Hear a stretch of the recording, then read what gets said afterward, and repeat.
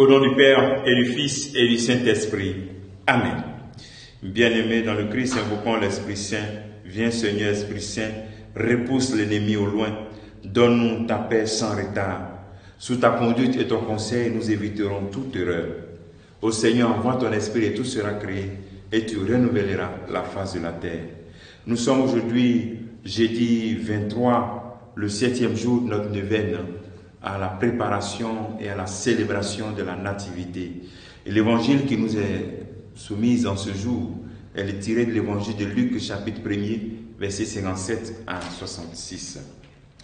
Quand fut accompli le temps où Élisabeth devait enfanter, elle mit au monde un fils. Ses voisins et sa famille apprirent que le Seigneur lui avait montré la grandeur de sa miséricorde. Et il se réjouissait avec elle.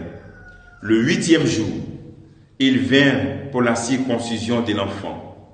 Il voulait l'appeler Zacharie, du nom de son père.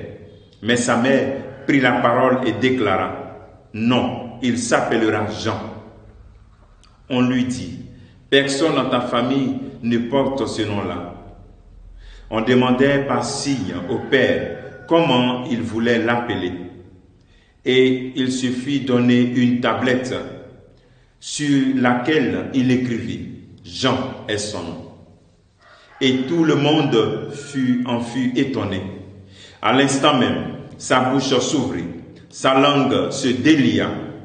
Il parlait et bénissait Dieu. La crainte saisit alors tous les gens du voisinage et dans toute la région montagneuse de Judée, on racontait tous ces événements. Tous ceux qui les apprenaient les conservaient dans leur cœur et disaient, « Que sera donc cet enfant ?» En effet, la main du Seigneur était sur lui. Acclamons la parole de Dieu. Louange à toi, Seigneur Jésus.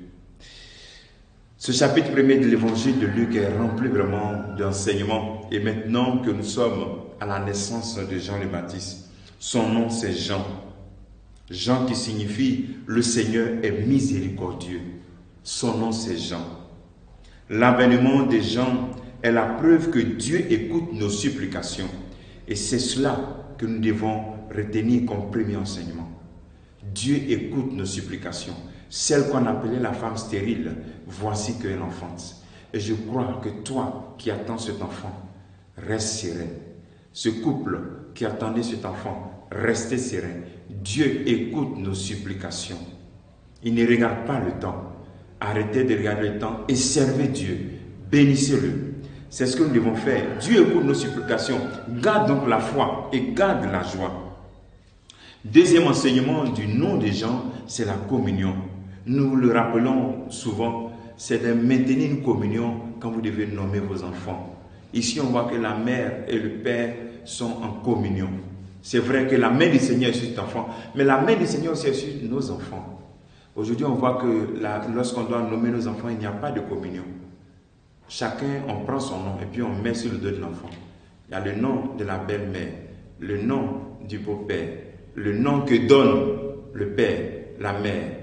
Et puis souvent, la grand-mère, l'enfant peut se retrouver avec 5 prénoms pour lui seul.